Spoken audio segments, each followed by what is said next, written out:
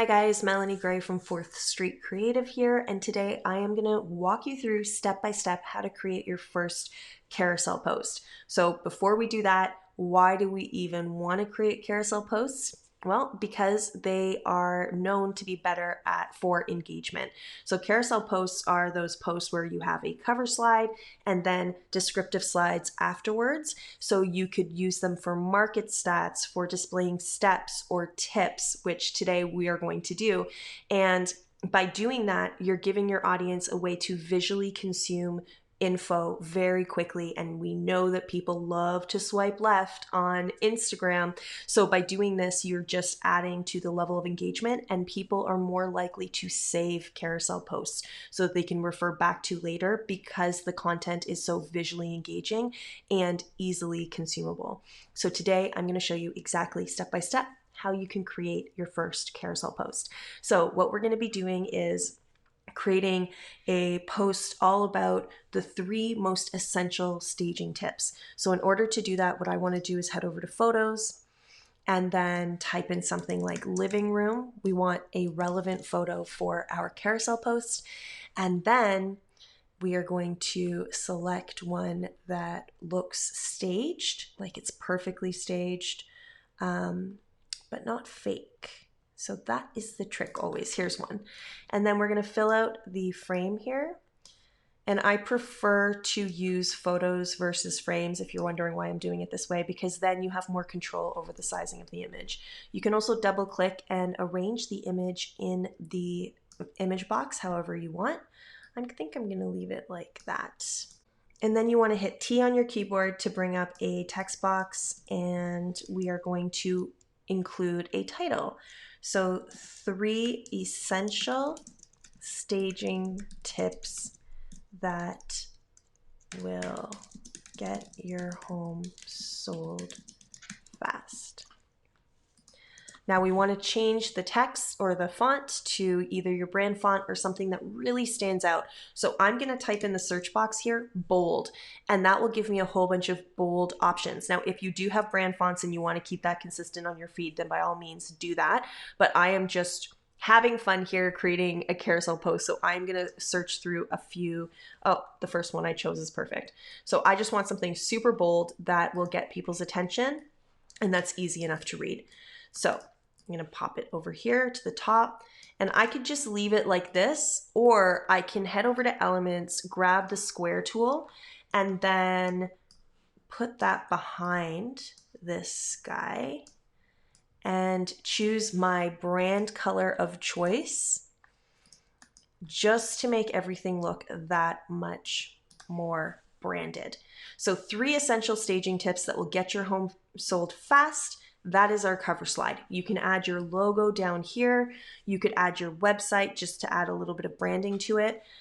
With carousel posts, that's very popular, and it's a good idea because when people save your content and they refer back to it later, right away they know that it's your brand, your company who's shared this valuable content. So that is a good idea to pop in your logo here. Let me see if I can just find one quickly. And I always use this one as a example logo. So we're just going to pop that into the corner. We're going to change the color to bright white so that it stands out a bit more and isn't distracting to the overall info that we're sharing. Now, the next thing that you want to do is add a page. And here is where we're going to start giving them the information. So we have 3 tips. And the first tip is going to be curb appeal. So let's type in under photos porch, and we're looking for elements that you would actually do when you are staging a home. So maybe it's just adding plants to the front porch. So here we go with the plants on the front porch. And then over here on this side, you can either choose to add your brand color as a background. So I'm going to add my gray. And then hit T on your keyboard to get the text box up. I think it's not working for me because I'm recording as we're doing this. So because I'm recording my screen, it's not allowing me to do that. But for you, T on your keyboard and it will be fine. So we're going to use the same font that we did in our first slide here. And we're just going to type in curb appeal. Or if you want to be cute, you can type in porch appeal because everybody says curb appeal. So porch appeal. And then you can hit T on your keyboard again, not working for me, so I'm just copying and pasting. And then you can write in your descriptive text, which now we don't want it to be bold because that can be really difficult for the eyes to understand what is more important. Is it the heading or is it the information underneath it? So we want to have just a paragraph font. And if you just type in paragraph into Canva, you're going to have a whole bunch of paragraph fonts. Now, a good paragraph font is one that is easily readable. So stay away from cursive, stay away from things that are hard to read for you, and you should be fine. So I'm just going to use, I think Antic is good. I like it. And of course, we're going to reduce it. So a good rule of thumb is to always go by half. So if your heading is, let's say 50, then you would want your subheading to be 25, and then you'd want your paragraph text to be half of that. So let's try something around 20 and see how that works. And we are going to write add flowers or potted plants to your front porch for a more inviting and instant facelift effect. I just made that up. You can write whatever you want. That is just right from on the spot writing. Okay, so porch appeal, we have that, and now you can adjust this however you want. So if you want to make the photo bigger because we don't have that much text, you can absolutely do that. And then what I'm going to do is just add a square behind it like this. And you can either add your second brand color here or just keep it all consistent with one color. And voila. And remember, you do want to add your branding to these because they might pop up out of sequence on people's feeds. So you do want to add your logo to every slide here. This is one of those exceptions where I would say, yes, add your logo to every slide.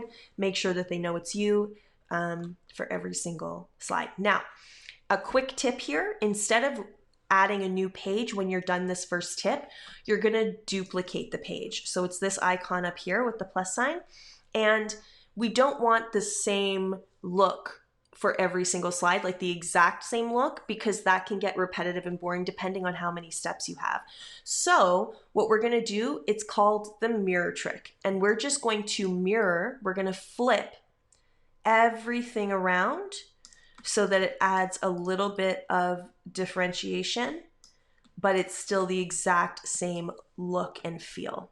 Okay, so I've just flipped everything over and we're ready for point number 2. And point number 2 is, let's say, get rid of the clutter, remove clutter. Okay, so what do we look for? We're going to head over to photos and look for a photo that doesn't have clutter. So I'm just going to type in living room or kitchen. We've already done a living room shot for the first one, so let me be a little bit different and say kitchen. And we could do this one because it does look like it has a little bit of clutter. So maybe we use it to represent what not to do. So remove clutter. Buyers love clean, simple spaces.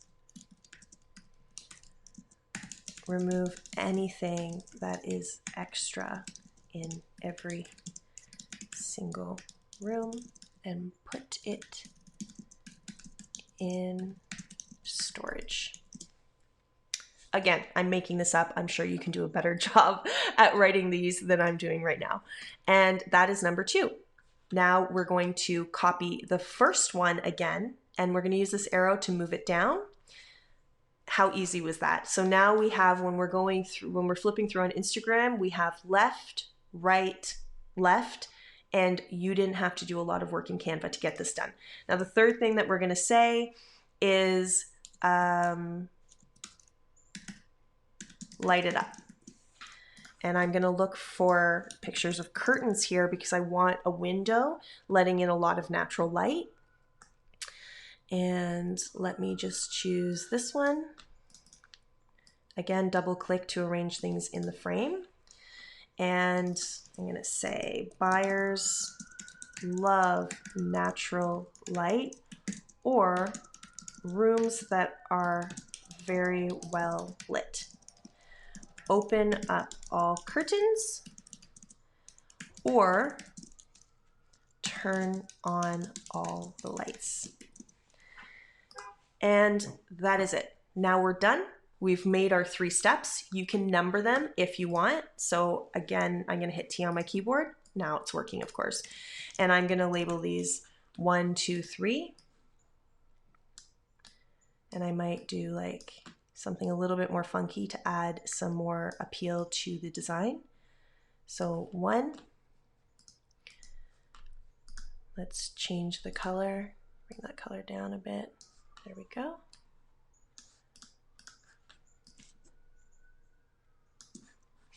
Copy that. So I'm going to right click copy or use the short code. You can see here that Canva gives you the short code. So copy.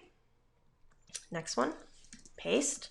We're going to use this tool to flip that around.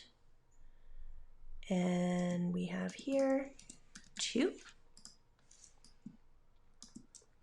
And then we're going to copy this one again because you know it. Number 3 is the same orientation, the same layout. So we're going to type 3 here. Increase the box size so it fits. And I'm going to cheat a little bit and shrink it down because it doesn't fit perfectly. Okay, so now we have 1, 2, 3, and then you can, some really helpful tips and tricks here is this. When you're doing carousel slides, you can have a cover slide and go directly into the tips if you're strapped for time, or if it's easy enough to understand what the context is.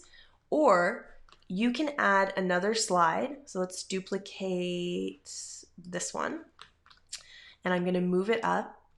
And now your second slide, so we have the title slide here, and now your second slide is going to be a description of the content that they're about to consume. So a really great way to make your carousels even more engaging is a cover slide and then an explanation as to what the information is that they're going to consume.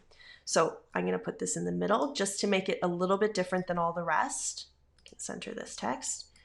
I'm going to remove this completely actually.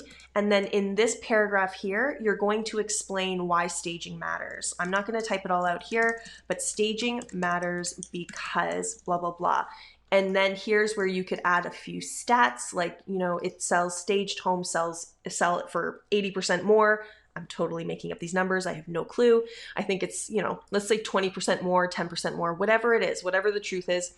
You're going to write it out here because doing this allows your audience to understand why they should care or why they should stage. So yes, you've given them 3 essential staging tips, but some people might say, I don't want to stage my home. I don't know why I should stage my home. So all of these points are irrelevant.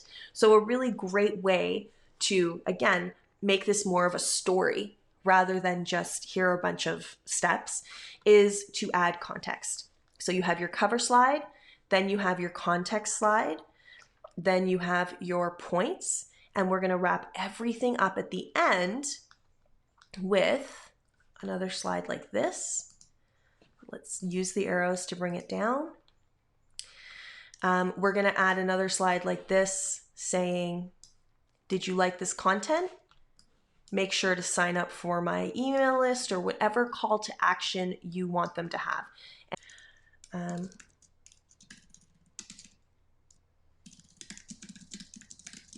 Did you like this? And then here I might go over to elements and hit save and say something like save for later. And website.